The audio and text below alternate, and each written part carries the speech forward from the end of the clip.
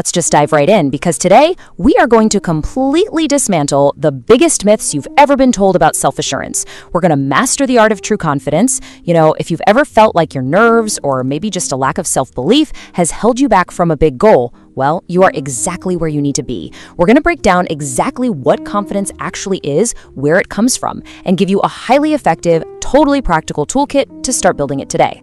So I want you to genuinely ask yourself, what would you do right now if you had all the confidence in the world?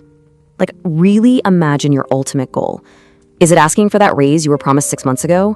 Maybe it's finally starting that novel you've been outlining in your head forever. Or, honestly, maybe it's just speaking up a little more in your weekly team meetings. Whatever it is, picture it clearly, because the stakes here are deeply personal. We don't want confidence just for the sake of having it, right? We want it because it unlocks the things we value most in our lives. Think about why presentation actually matters. Imagine you're boarding a boat for a family trip. If the captain walks out stuttering, looking totally unsure, and apologizing right off the bat, well, you're instantly terrified. You want off that boat, no way. But if they walk out prepared, positive, and welcoming, you instantly feel safe. As speaker coach Montana Von Fliss points out, when you are communicating, you are the captain of that journey. How you show up literally dictates how safe and receptive your audience feels.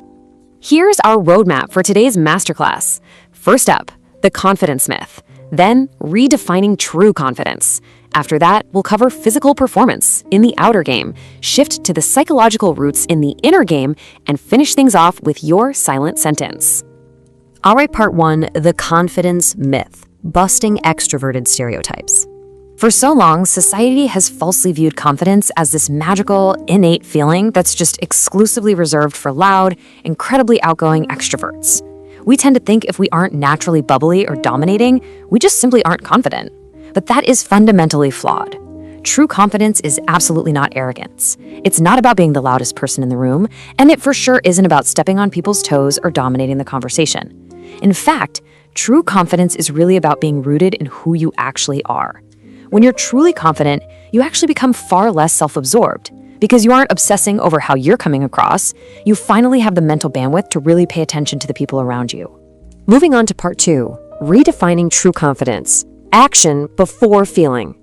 We really need to shift our paradigm here, because waiting around until you magically feel confident, that's a massive catch-22 that will literally keep you stuck on the sidelines forever. The Self-Confidence Workbook offers this groundbreaking definition. Self-confidence is the willingness to take steps toward valued goals, even if you're anxious and the outcome is unknown. Did you catch that? True confidence isn't the absence of anxiety. It's taking action anyway. The action has to come before the feeling. You act with trust, taking a leap of faith rooted in what you value, rather than just waiting around for your nerves to perfectly calm down. So how exactly do we take that action? Well, by grounding ourselves in our core values. Instead of just trying to force yourself to be brave, you put on a different sort of name tag. Hello strength, hello calm, hello resilience. Studies actually show that when people reflect on their core values right before a high-stakes situation, like a massive presentation, their adrenaline levels drop significantly. You don't need some hollow slogan like I'm the best. You just need to connect to a deep truth about why you're doing this in the first place. When you're rooted in your values, the stakes change from, oh my gosh, I have to be perfect, to I am doing this because it really matters to me. That brings us to part 3, the outer game, faking it until you make it. This is all about the highly tactical physical choices you can make to appear as that confident captain, even if you are internally terrified. Take the volume dial metaphor, for example. On a scale of 1 to 10 for your energy and volume, you don't have to crank it up to an unnatural shouting 11 to sound confident. You really just need to aim for a 5. If your normal nervous baseline is, say, a 3, just bumping it slightly up to a 5 makes you instantly sound prepared, positive, and self-assured, without feeling like you're completely faking a brand new personality. Let's walk through the specific physical steps you can start taking today. Step 1, like we just talked about, turn that energy up to a 5. Step 2, pause like a boss. Nervous people talk super fast and use a ton of verbal fillers like ums and ahs. Instead, command the room with a strategic pause. Step 3, use a superhero stance. Change your posture, open up your chest, and literally take up more space. You are basically just making the shape of a confident person. Your audience can't read your mind. If you make the shape of a confident host, they will believe you. And step 4, practice with purpose. Don't just quietly read your notes. Stand up, say them out loud, and actually practice making those confident physical choices.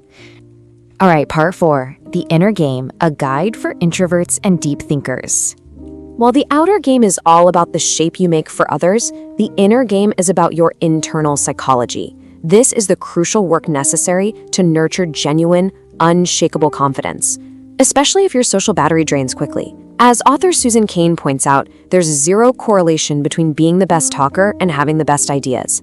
If you're an introvert, I really want this to deeply validate you.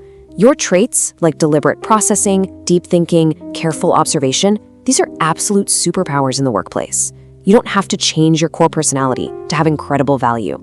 You just need a solid strategy to protect your energy. To protect that energy, you need a workplace survival guide. First, know your strengths. Regularly remind yourself of the deep skills you bring to the table. Second, write down your talking points. If you get flustered easily, having an email trail or written notes is the perfect safety net. Third, dress with confidence. Curate your workspace and your wardrobe to make you feel completely authentic. Fourth, maintain really firm boundaries to protect your social battery. And lastly, create a support system of like-minded colleagues. Doing all these things creates a foundation of quiet, unshakable comfort. And you know what? When you're comfortable, you're confident. Which brings us to our final section, part 5. Your silent sentence, the ultimate secret weapon. This right here is your absolute override switch for massive anxiety. What are you telling yourself silently? When you step up to give a presentation or maybe ask for a promotion, a lot of unhelpful voices flood in. Your internal monologue might be screaming, "What if you mess up? You better be perfect." But telling yourself to be perfect is a completely impossible instruction. It literally only fuels your self-doubt. You have to craft the silent part of your script just as carefully as the words you actually say out loud. Consider Speaker Montana Von Fliss's evolved silent sentence. I invite you to be here with me while I am here with you so that I can make this easier for you. Do you see what happened there? By shifting the focus entirely away from herself and onto serving her audience, onto making it easier for them, she completely diffuses her own anxiety. The audience is no longer a threat, they're a partner. So what will your silent sentence be the next time you step out of your comfort zone? I want to leave you with this provocative thought. Think about your ultimate goal again. Now, try to craft a mantra that aligns with your core values and focuses on connection rather than perfection. Remember, you don't have to wait until you magically feel brave. You just need to take action, make the shape of the confident captain, and rely on your silent sentence to guide you through.